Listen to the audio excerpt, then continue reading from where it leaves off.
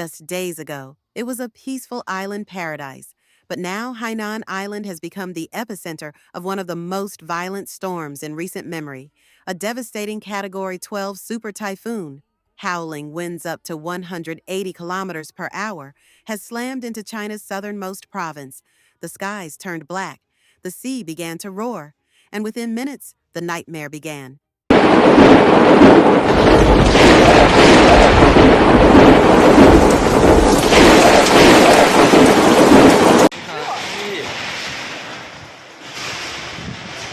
给你们看看这风的威力有多大！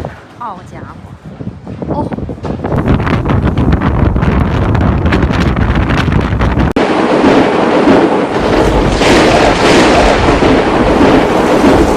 Across cities like Haikou, Sanya, and Qionghai, chaos erupted. Coconut trees were torn from the ground. Roofs were ripped from buildings like paper. Entire streets were buried in flying debris. The sound of metal groaning, glass shattering, and walls collapsing filled the air. Footage captured terrifying moments: walls collapsing, power lines sparking, cars being tossed around like toys. It wasn't just a storm, it was an assault.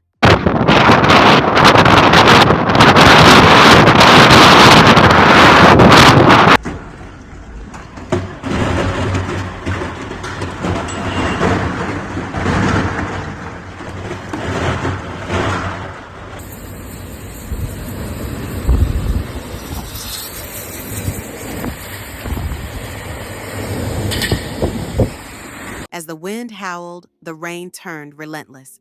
Within hours, the island's drainage systems failed. Streets became rivers. Water surged into homes, shopping malls, subway tunnels, and underground parking lots. In low-lying areas, floodwaters reached chest level. Vehicles were submerged. Entire communities vanished beneath a brown, muddy deluge. Locals could only watch as their homes and belongings floated away.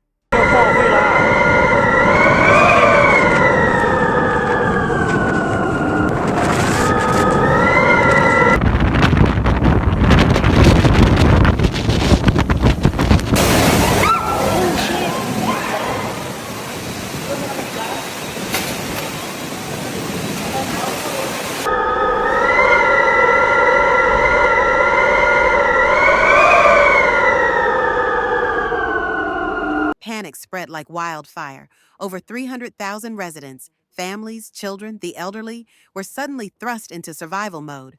With trains halted, roads blocked, and airports shut down, evacuation became a nightmare. People clutched what little they could carry: infants wrapped in plastic sheets, grandparents supported on makeshift rafts, everyone searching for higher ground, for safety, for hope in the chaos.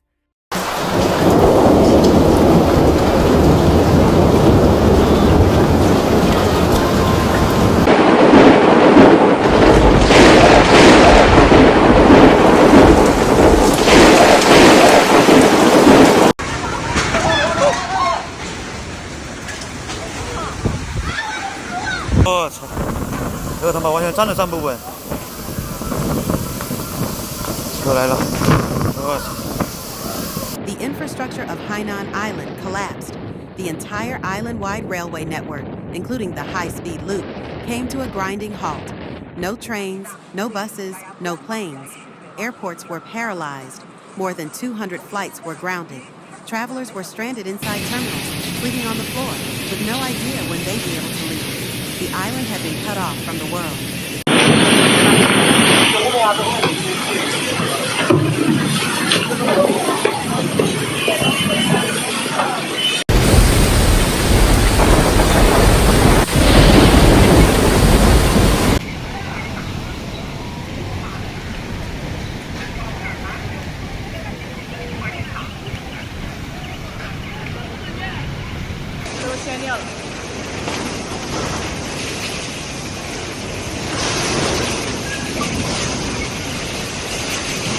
Offshore, the South China Sea became a churning hellscape.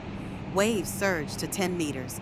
Boats capsized. Fishing fleets vanished without a trace. Ports were destroyed. Oil tankers broke loose from their anchors and slammed into docks. The coastlines of Hainan now lie in ruins: twisted metal, shattered wood, and oil slicks marking where ships once stood proud.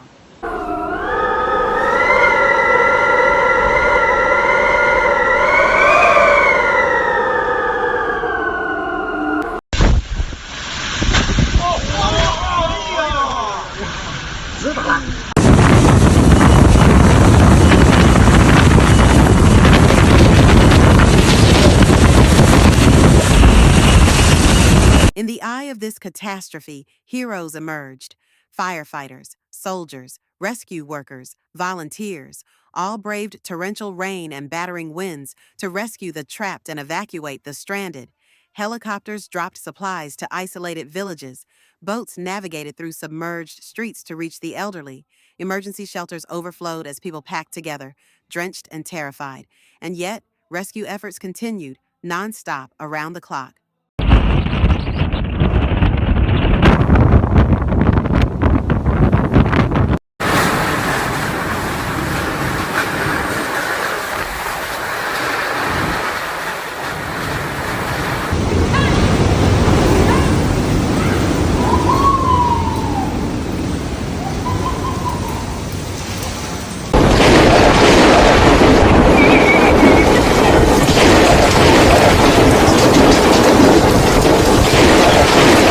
Suffering wasn't enough.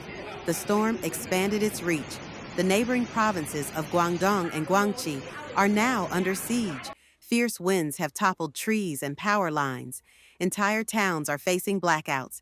In some regions, roads have collapsed into sinkholes. Bridges are cracking under the pressure of floodwaters. The typhoon is no longer just a regional disaster. It's a full-blown national emergency. 不跟他哦，不跟他哦，连米再不开我，连个他要的不给他搞一饭我。我去，完犊子了！我没想到他来的这么快。反正不抢个脸，不得不去，也打的铁打了，反正。快点，出多大油？ Experts are calling this one of the most powerful storms to hit China in the past decade.